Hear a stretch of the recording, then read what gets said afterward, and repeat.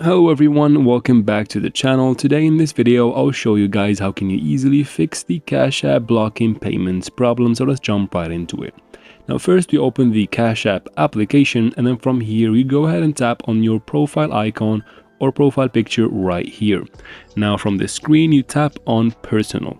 Right here you have your personal information.